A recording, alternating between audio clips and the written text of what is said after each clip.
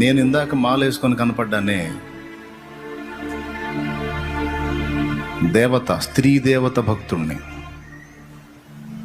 నేను అంతగా ప్రేమించి ఆరాధించిన దేవత, నేను అమ్మవారు అమ్మవారు అని ఆరాధించిన దేవత నా పాపములు ప్రాయశ్చిత్తము కొరకు ఏం చేసింది అన్న స్టోరీ చదివా. ఏమీ లేదు. ఆమె భర్త, ఆయన చేసిన పుణ్యకార్యం ఏంటో అని చూసా. ఏమీ లేదు.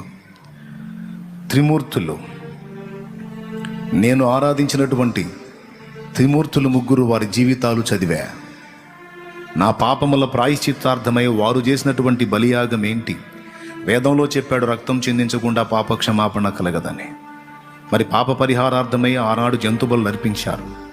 అలాగన్న నా పాపముల కొరకు ప్రాయశ్చిత్తార్థమై యజ్ఞమై, ఇక నీవు పాపము ప్రాయశ్చిత్తార్థమై యజ్ఞమై, ఇక నీవు పాపము చేయవద్దు, నీ పాపముల కొరకు ఇదిగో బలియాగం అయ్యాను, ఇక నుంచి నీవు పవిత్రుడుగా బ్రతుకు, నా యందు విశ్వాసముంచి పాపాలు కడిగి వేసుకో అన్న వారు నేను ఇంతసేటు మొక్కినటువంటి నా హైందవ క్రమంలో ఎవరైనా ఉన్నారా అని వెతికితే పురాణాల్లో చెప్పబడిన దేవీ దేవతలు ఎవ్వరు కూడా నా పాపముల కొరకు ఒక్కరు కూడా బలి కాలేదు.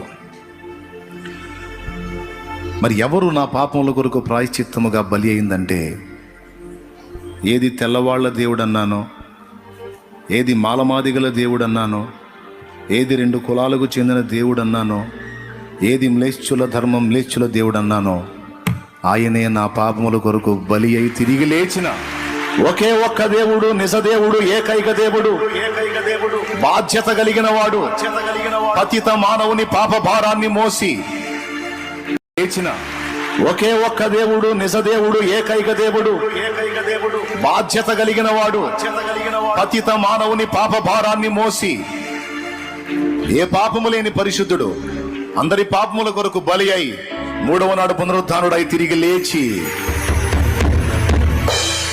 సర్వమానవాళికి రక్షణ ప్రసాదించిన రక్షణ ప్రదాత ప్రభు అయిన యేసు క్రీస్తుని గుర్తించి